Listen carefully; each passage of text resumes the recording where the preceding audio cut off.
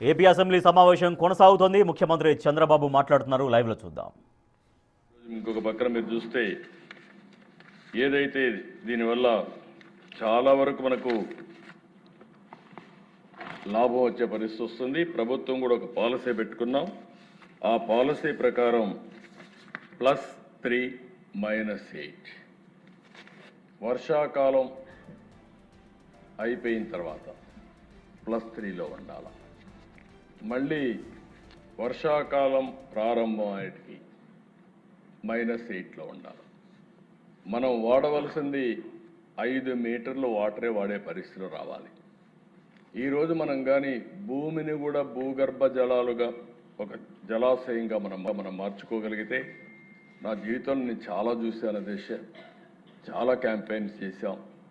దేశంలో ఉండే ఎక్స్పర్ట్స్ అందరిని తీసుకొచ్చాం, ఊరూరు తిప్పాం.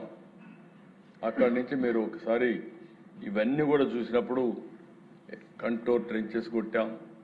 ఒక్క అనంతపూర్ జిల్లాలో 10 లక్షల వాటర్ పాండ్స్ తవ్వాం. ఓసారి మన అవసరం తీరిపోయినాక అవన్నీ వదిలేస్తూ ఉంటారు. మళ్ళీ సమస్యలు వచ్చేటప్పుడు బాధపడుతూ ఉంటాం. కానీ అవన్నీ కూడా మళ్ళీ రీఇన్వెంట్ చేసుకోవాల్సిన అవసరం ఉంది. దీనివల్ల ఎన్విరాన్మెంట్ గ్రీన్ కవర్ పెరుగుతుంది. రెండో పక్కన మీరు ఒకసారి ఆలోచిస్తే ఎనర్జీ కూడా విపరీతంగా సేవ్ అయ్యే పరిస్థితి ఉంది. ఈరోజు మేము దాన్ని కూడా వర్కౌట్ చేస్తున్నాం. అధ్యక్ష, నిన్నే ఒక జిల్లాలో ఒక రఫ్ ఎస్టిమేట్ చేశారు. అన్నమయ్య అబ్నార్మల్గా వాటర్ సేవింగ్ చేయగలిగారు, వాటర్ కన్జర్వేషన్ పెంచగలిగారు. దగ్గర 6 మీటర్లు పెంచారు. 6-7 మీటర్లు పెరిగే కొందికి అక్కడ కన్జంప్షన్ ఆఫ్ పవర్ తగ్గింది. ఇంకొక పక్కన హార్టికల్చర్ పెద్ద ఎత్తున వచ్చే పరిస్థితి వచ్చింది. దీన్ని కూడా మీ కాన్స్టిట్యున్సీలో మీకు అందరికీ డీటెయిల్స్ ఉన్నాయి, మీ అందరికి ఇచ్చాం. మనం కానీ 1 మీటర్ కానీ నీళ్లు పెంచగలిగితే తద్వారా దగ్గర 300 కోట్ల రూపాయలు కరెంటు ఛార్జీలు ఎనర్జీ సేవ్ అయ్యే పరిస్థితి వస్తుంది. ఈరోజు మీరు ఇంకొక పక్కన దిశ మన టార్గెట్ కూడా 2014లో 23.11 గ్రీన్ కవర్, 24కు వచ్చే కొద్దిగా దిశ అది 29.25కు పెంచాం. 25లో 30.05కు పెరిగింది. టార్గెట్ 2030కి 37% పెట్టుకున్నాం. 2047కి 50% గ్రీన్ కవర్ ఉండాలనేది ఒక ఆశయం. ఇది ఒక ఉద్దేశంతో చేస్తున్నాం. తిరుమల తిరుపతి దేవస్థానానికి పోతున్నారు, మీరు టీటీడీకి వెళ్తున్నారు. నిన్న కూడా నేను మాట్లాడాను. ఈరోజు 89.5% గ్రీన్ కవర్ ఉండే ఏకైక ప్రదేశం అధ్యక్ష తిరుమల అని చెప్పి కూడా నేను మీకు తెలియజేస్తున్నా. అది ఎప్పుడు ఈరోజు చేసింది కాదు, గడిచిన 30 సంవత్సరాలు. ఒకప్పుడు నేను భక్తుడిగా అక్కడికి వెళ్ళేవాడిని, మీరు కూడా వెళ్ళుంటారు దిశ. ఎక్కడ చూసినా రాళ్ళు రెప్పలు కనపడేటివి. ఈరోజు ఎక్కడ కూడా రాళ్ళు విని లేకుండా మొత్తం రాళ్లల్లో కూడా చెట్లు పెట్టామంటే ఇది సాధ్యం. అది కూడా నిరూపించుకున్నామని చెప్పి కూడా నేను మీకు తెలియజేస్తున్నాను. ఫైనల్గా దిశ నేను ఒకటే ఇక్కడ ఇంకొక విషయం కూడా చెప్తున్నా. పోలవరం, నల్లమల సాగర్, దీనివల్ల ఎవ్వరికి నష్టం లేదు.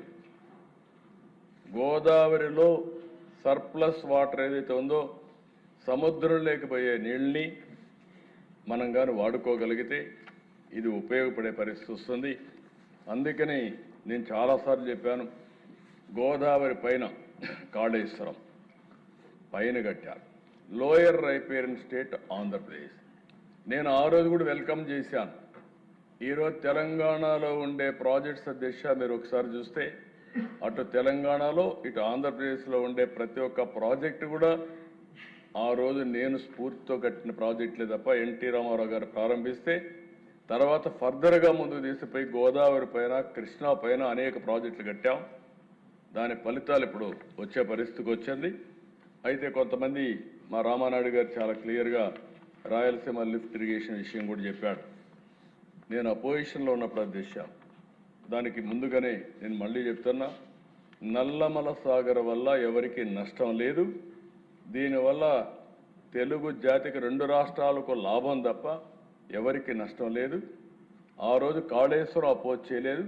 ఇప్పుడు కూడా మీరు దీని మీద అపోజ్ చేయడం కరెక్ట్గా లోయర్ అయిపోయినది. దీనివల్ల అనేక ప్రయోజనాలు ఉంటాయి. దానికి కూడా సహకరించాల్సిందిగా మరొకసారి అందరికి విజ్ఞప్తి చేస్తున్నాను. అధ్యక్ష, మీరు ఒకసారి చూస్తే సాగునీటి ప్రాజెక్టుల విధ్వంసంపై నేను యుద్ధ బేరీ చేశాను. నేను ఆ రోజు అధ్యక్ష ఒక పక్క అన్ని ప్రభుత్వం పైన విశ్వాసం లేకుండా కాంట్రాక్టర్లు ఎవరు ముందుకు రాని పరిస్థితి, అక్కడి నుంచి పోలవరం డయాఫామ్ వాల్ కొట్టుకోబోయే పరిస్థితి, దాన్ని ఐడెంటిఫై చేయని పరిస్థితి.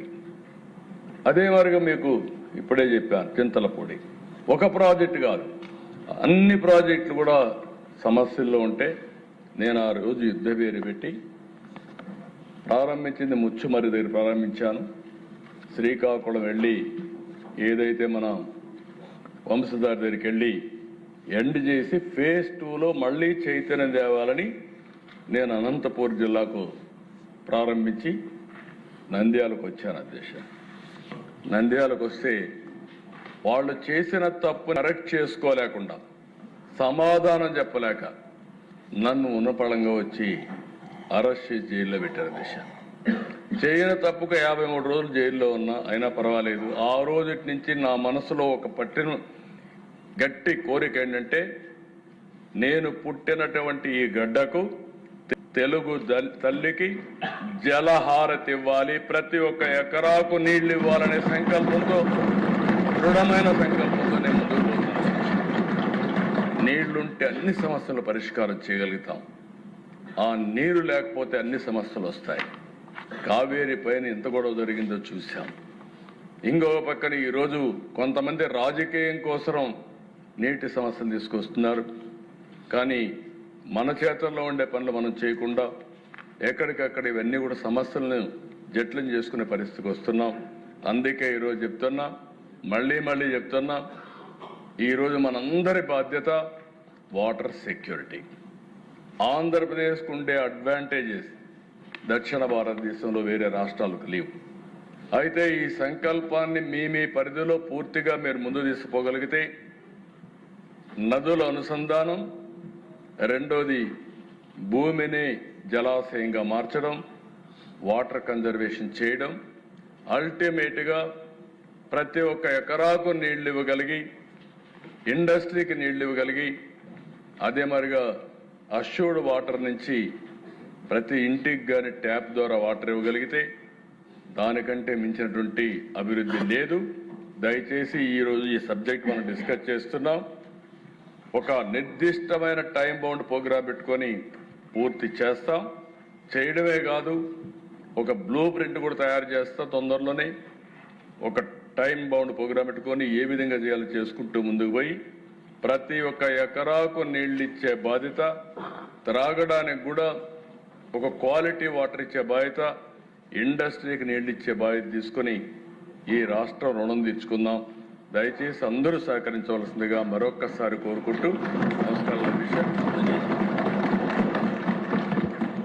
ముఖ్యమంత్రి గారు మీ సలహా మేరకు త్వరలోనే ఎమ్మెల్యేలని ఎమ్మెల్సీలని అందరినీ పోలవరం తీసుకొచ్చి ఏర్పాటు చేస్తాం సార్, మా మంత్రి గారితో కోఆర్డినేట్ చేసుకొని.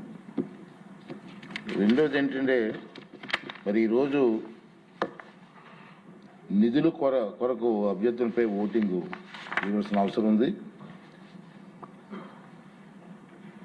33వ అభ్యర్థన కింద భారీ మధ్య తరహా నీటిపారుదల శాఖకు 17,373 కోట్లు 95,97,000 రూపాయలు మించని సొమ్మును ప్రభుత్వానికి మంజూరు చేయాలి. అలాగే 34వ అభ్యర్థన కింద చిన్న తరహా నీటిపారుదల శాఖకు 870 కోట్లు 76,27,000 రూపాయలకు మించని సొమ్మును ప్రభుత్వానికి మంజూరు చేయాలి. ఈ అభ్యర్థనలకు సుముఖంగా ఉన్నవారు అవునండి, వ్యతిరేకంగా ఉన్నవారు కాదనండి. అవునన్నారు, అందరూ అవునన్నారు. నిధులు కొరకు అభ్యర్థులకు మంజూరు చేయడమైంది. తర్వాత ముఖ్యమైన విషయం అయితే, మన అసెంబ్లీ స్టార్టింగ్లో గవర్నర్ గారు వచ్చి స్పీచ్ ఇవ్వడం జరిగింది, మీ అందరికీ తెలుసు. దానిపైన మన సభలో ఒక తీర్మానం చేసి థ్యాంక్స్ చెప్తూ ఒక లెటర్ రాసాం. గవర్నర్ గారి నుంచి మళ్ళీ లెటర్ వచ్చింది, మనం పంపించిన లెటర్ అందిందని వారు కూడా లెటర్ పంపించడం జరిగింది. అది సభ సమక్షంలో ఉంచడం జరుగుతుందని చెప్పి మనకు చూస్తున్నాను. రెండోది ఏంటంటే ఈవేళ సాయంత్రం 4 గంటలకి మళ్ళీ స్పోర్ట్స్ ఉంటాయి మనకి. అందరూ వచ్చి దయించి ఆఖరి రోజు పూర్తవుతుంది. లేదు, హ్యాండిక్యాప్డ్ ఎవరంటే హెవీ వెయిట్ ఉన్న వాళ్ళు అవుతారు, అలాగా మా మామూలుగా ఉంటారు. అందరూ వచ్చి కార్యక్రమాన్ని విజయవంతం చేయవలసిందిగా 3 గంటలకే స్టార్ట్ చేద్దాం. ఈరోజు క్లోజ్ చేద్దాం రేట్లన్నీ కూడా. మళ్ళీ మనం ఈనాటి సమావేశం ఇంతటితో ముగిసింది.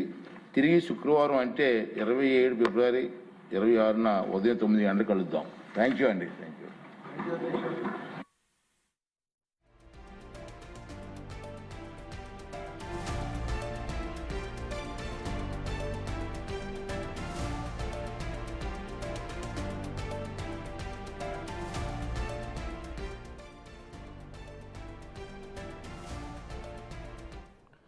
నీటి అంశంపైన అసెంబ్లీలో చర్చ జరిగింది. గంగా కావేరి నదుల అనుసంధానం జరగాల్సినటువంటి అవసరం ఉందని, నదుల అనుసంధానం జరిగితేనే నీటి సమస్యకు చెక్ పడుతుందని చెబుతున్నారు సీఎం చంద్రబాబు. ప్రతి ఎకరానికి నీళ్లు, అలాగే ప్రతి ఇంటికి తాగునీళ్లు అందించే బాధ్యత తనదని, ఇందుకు ప్రతి ఒక్కళ్ళు కూడా సహకరించాలని విజ్ఞప్తి చేస్తున్నారు సీఎం చంద్రబాబు. అనంతరం స్పీకర్ సభను శుక్రవారానికి వాయిదా వేశారు.